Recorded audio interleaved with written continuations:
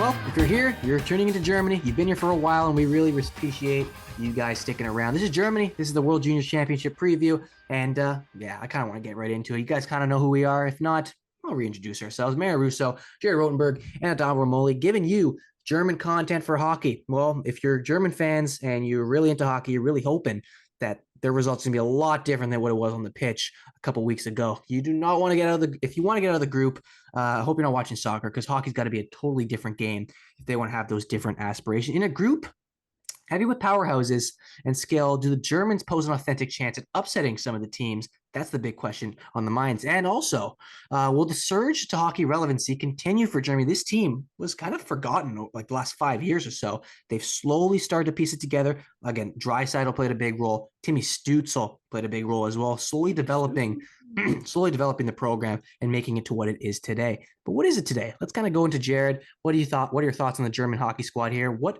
are they? What's their identity? And who are some players that maybe would help shape that identity as well as reinforce it in this upcoming tournament?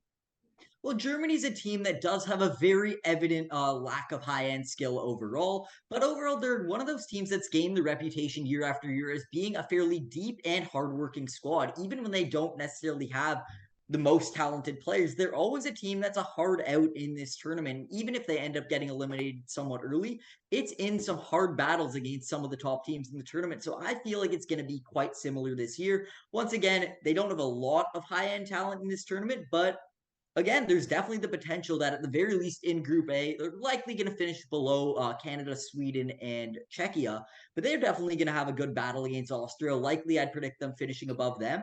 And listen, if they have a good performance at this tournament, I definitely think they're a team that's in the past has had upset potential, and don't count them out as a team that can upset their way in throughout this tournament. Overall, looking at some players that could potentially be keys for them upsetting throughout this tournament. Mainly, I have Julian Lutz, who is a second round prospect drafted in the second round of the 2022 NHL draft to the Arizona Coyotes. And looking at a little scouting report on him, he's known to be a quick, shifty little winger with a lot of playmaking ability. Not a great shooter by any means, not a great goal scorer by any means, but his passing ability is impeccable. He currently is playing for EHC Munchen of the DAL, in which he has 6 points in 13 games. So a solid performance, which I believe is in a men's league. So the fact that he's a young kid playing in a men's league, putting up decent numbers, I think that shows you how strong this kid is. He previously has played in a U18 tournament, but never has represented Germany in a under 20 tournament, such as the World Juniors. So it will be interesting to see how he does with his first time in this major tournament. But in general, that is a kid to take note of. I mean, it's not much. There's not a lot on this squad, but that's one, I guess, high end player that you could take an eye on. And another player who's definitely going to need to step up if they want to weather the storm against teams like Canada and Sweden is their goaltender, that being Nikita Kwap. Nikita Kwap, he's a goaltender who was drafted in the sixth round of the 2021 NHL draft. He's a Carolina Hurricanes prospect. He's a big boy standing at 6'4". And is a goalie who's previously shut the door well and played some spectacular games for Germany in the World Juniors. He's the likely starter. I think it's pretty solidified. He will be the starter for Germany. So in general, with the odd top prospect, not a lot of depth, but a solid goaltender as well. I definitely am not going to count this squad out, but I don't have much high expectations for them either.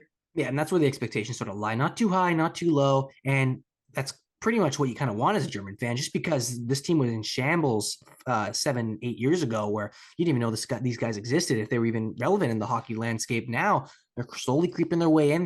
This is again last summer, however, it was the second time, I'm reading the stat here, the second time in as many years the country placed sixth in the World Juniors Championship, falling to the Finns in the first round last year. So again, the improvements are in the pudding. The proof is in the pudding, and there's a lot of talent coming out of there. A lot of German players that are dominating the NHL today. Adamo, is there any players specifically that you want to keep your eye on in this German team? And what are your thoughts on the expectations for this group?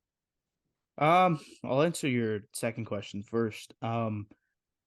The expectations for this team is don't get relegated because they don't really have anyone, and I think they're kind of waiting for that next star.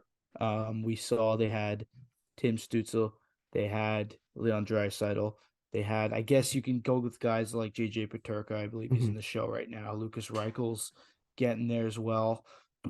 But right now they don't really have anyone. Like you said, Jared, that Julian Lutz guy. Is it Julian? Yeah, Julian Love. Yeah, Julian Lutz. Um, second round pick, which is great, but it's nothing to like. They don't have that elite talent that the good German teams have had, and that's why I don't think expectations should be higher than don't play in the relegation game.